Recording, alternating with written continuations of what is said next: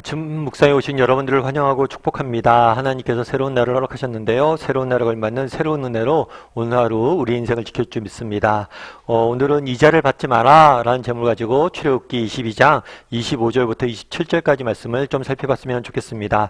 우리 25절부터 27절까지 말씀 같이 한번 읽어볼까요?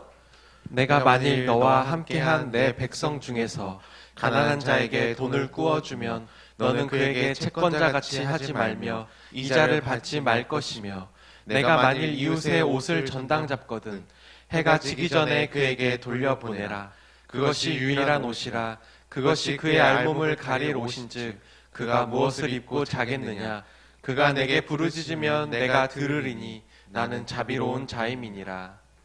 우리가 계속해서 율법에 대해 살펴보고 있는데요. 특별히 사회적 약자에 대한 율법에 대해 살펴보고 있습니다.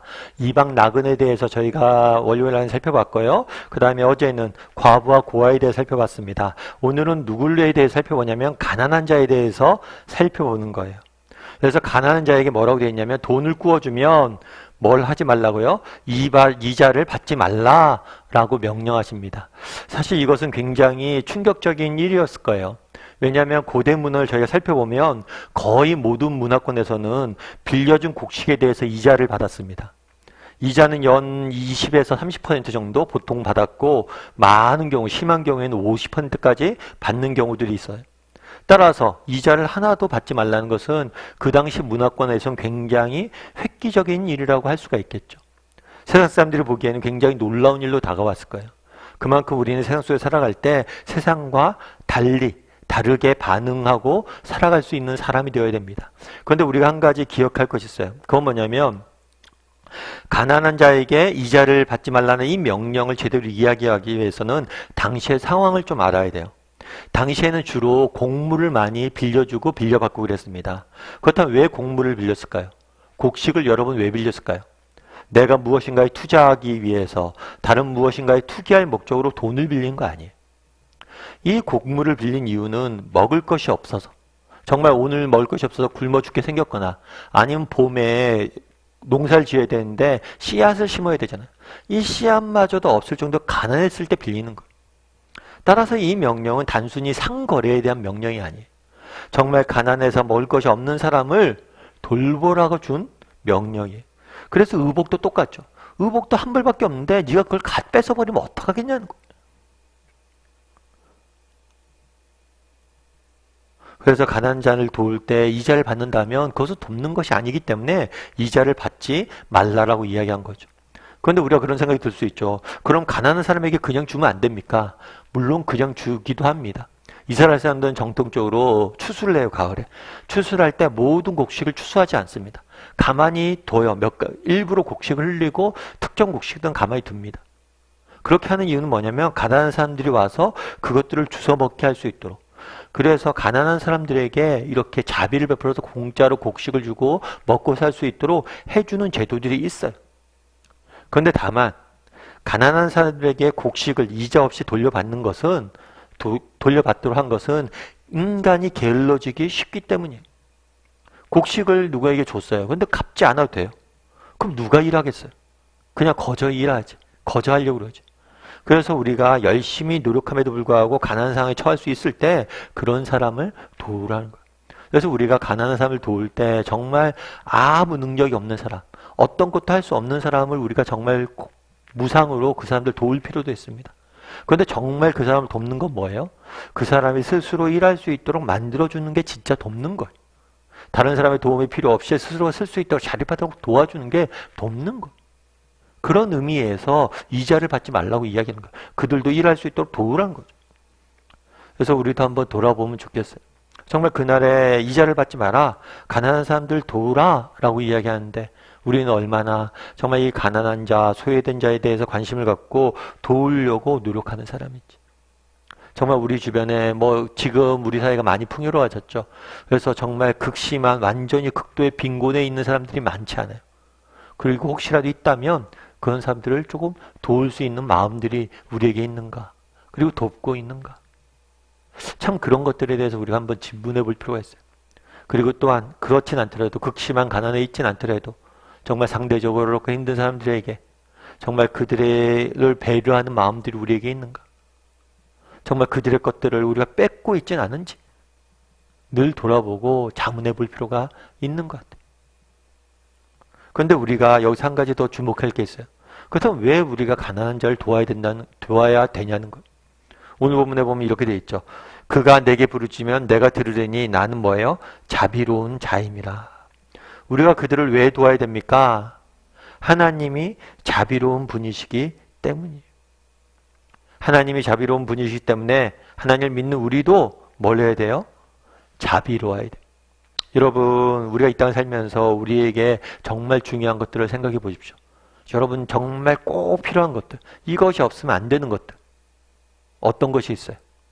대표적인 예가 공기죠. 햇빛이죠. 여러분, 공기와 햇빛이 없다면 우리 어떻게 살겠어요? 우리는 단 한순간 살 수 없어요. 그럼 공기와 햇빛을 여러분 돈 주고 샀나요? 돈 주고 사면 얼마 주고 사겠어요? 다 공짜로 얻은 것 아니에요. 단순히 공기와 햇빛만의 문제가 아니죠. 우리가 오늘 이렇게 하루하루 살아가는 것, 건강, 우리가 오늘 돈 벌고 이런 능력들, 정말 이 모든 것들이 하나님께서 우리에게 건강 주시고, 하나님께서 우리에게 이런 환경 주시고, 우리에게 비 주시고, 공기 주고, 햇빛 주시고, 모든 것들 공짜로 줬기 때문에 우리는 살아갈 수 있는 것. 우리가 받은 구원도 마찬가지죠. 정말 하나님께서, 예수님께서 우리를 대신해 십자가에 죽으셨기 때문에, 돌아가셨기 때문에 우리가 이렇게 하나님이 주시는 구원의 은혜를 맛보게 되는 거 아니에요? 너희가 나의 자비로 너희가 애굽에서 종되었다가 나의 자비로 너희가 구원받았는데 너희 역시 그 너희가 받은 자비를 베풀어야 되는 것 아니냐라고 말씀하시는 거예요. 우리가 왜 다른 사람을 돌봐야 됩니까? 왜 사회적 약자를 돌봐야 됩니까? 우리가 받은 은혜가 있잖아요. 단순히 이것은 하나님뿐만이 아니죠. 사람에게도 우리가 빚진 자들 아니에요. 여러분, 만약 부모님들의 헌신과 사랑이 없었다면 오늘 여러분들이 있을 수 있습니까? 정말 부모의 사랑과 헌신 없이는 있을 수 없어요. 그럼 여러분이 이때까지 만났던 선배들, 동료들, 또 믿음의 선배들, 또 학교 선생님들, 믿음의 선생님들, 이 사람들의 수고가 없이 여러분들이 오늘 여기에 있었겠냐는 거예요. 우리가 이때까지 이렇게 많은 사람들의 도움과 자비와 헌신으로 여기까지 왔는데 왜 너희는 그렇게 잊어버리냐는 거예요. 여러분, 언더우드 선교사를 아마 아실 거예요. 언더우드 선교사는 우리나라 최초의 장로교 선교사님이시죠. 정말 그 당시 우리나라는 세계에 알려지지도 않는 나라였어요. 그런데 정말 알 수도 없었던 아시아에 있는 무명의 그 조그만 나라에 온 거예요. 그래서 언더우드 선교사님이 쓴 기도문 중에서 보이지 않는 조선의 마음이라는 기도문이 굉장히 유명하죠. 기도문 내용은 이런 거예요. 주여, 지금은 아무것도 보이지 않습니다. 주님, 메마르고 가난한 땅, 나무 한 그루 시원하게 자라 오르지 못하고 있는 땅에 저희를 옮겨와 심으셨습니다. 그 넓은 태평양을 어떻게 건너왔는지 그 사실이 기적입니다. 주께서 붙잡아 뚝 떨어뜨려 놓으신 이곳, 지금은 아무것도 보이지 않습니다. 보이는 것은 고집스럽게 얼룩진 어둠뿐입니다. 어둠과 가난한 인습에 묶여있는 조선 사람뿐입니다.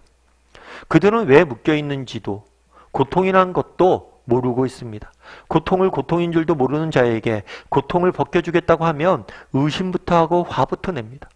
조선 사람들의 속내가 보이지 않습니다. 이 나라 조정의 내심도 보이지 않습니다. 가마를 타고 다니는 여자들을 영영 볼 기회가 없으면 어쩌나 합니다.